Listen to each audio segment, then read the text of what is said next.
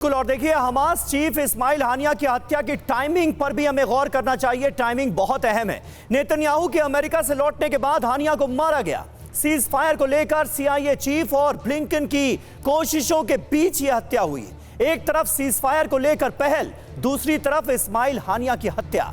दूसरा, चीन में अरब नेताओं की बैठक के तुरंत बाद हानिया पर हमला। और तीसरा, ईरानी राष्ट्रपति के शपथ ग्रहण के बाद यह हमला।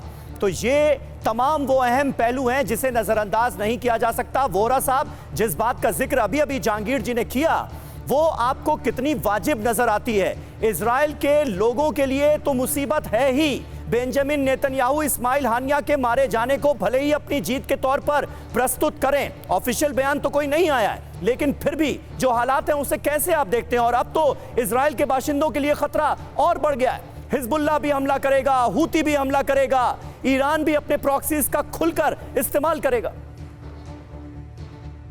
IDF ने तो बयान दिया है कि जो मिलना चाहिए था इस व्यक्ति को वो इसको मिल गया है। इजरायली डिफेंस फोर्सेस ने का तो स्टेटमेंट आ गया है, तो उससे साफ जाहिर है कि वो बड़े खुश हैं कि ये चला गया अपनी 72 जो भी उनको मिलती हैं वहां पर। सर, एक मैसेज मेरे पास आया है, मेरे एक दोस्त हैं मोसाद के रिटायर्ड इजराइल में, उन्होंने एक मैसेज भेजा है कि we got him 72 hours to HN पता नहीं, शायद वो बात कर रहे हैं हिजबुल्लाह का जो है हसन नसरल्लाह।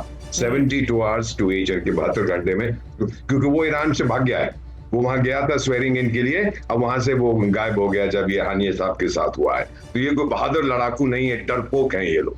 अब मैं आपको इतना कहूंगा सर, जो अभी सोनीपत से हमारे विशेषज्ञ ने जो बताया है, sir, Israel is fighting for its survival. और जब आप अपने सर्वाइवल के लड़ते हैं तो फिर कोई सीमा नहीं होती। हम सब जानते हैं कि इजराइल के पास न्यूक्लियर ताकत है, भले ही वो डिक्लेयर ना करे, लेकिन अगर उसकी सर्वाइवल पे बात आती है, ये ईरान भी जानता है, तो उस समय इजराइल रुकेगा नहीं सर। ये मेरा मानना है, चाहे 6 फ्रंट साथ हों। ये हुती फूती तो बिल्कुल नपुंसक हो गए हैं। इनके होडाइडा पोर्ट को इजराइल ने बर्बाद कर दिया है। साल भर वो चलेगा नहीं। $1 बिलियन का इनकी आमदनी होती थी उस पोर्ट से, वो खत्म हो गया बिल्कुल पोर्ट। क्या करेंगे ये लोग? और महीना भर करेंगे, खत्म हो जाएंगे ये। और ईरान की अपनी आर्थिक हालत आप देखेंगे वेनेजुएला में क्या हो रहा है। अब इसके बाद नेक्स्ट नंबर ईरान का है सर, देखते जाइए क्या होने वाला है। बहुत बहुत शुक्रिया आप सभी का हमारे साथ इस चर्चा में जुड़ने के लिए। और दुर्भाग्य कहा जा सकता है कि जंग और ज्यादा भड़कती जा रही है। वर्ल्ड वॉर 3 के आसार नजर आ रहे हैं और दोनों ही तरफ से ये दलीलें दी जाती हैं कि हम अपने सर्वाइवल की लड़ाई लड़ रहे हैं, चाहे वो गजा हो या फिर इजराइल हो। बहुत बहुत शुक्रिया आप सभी का।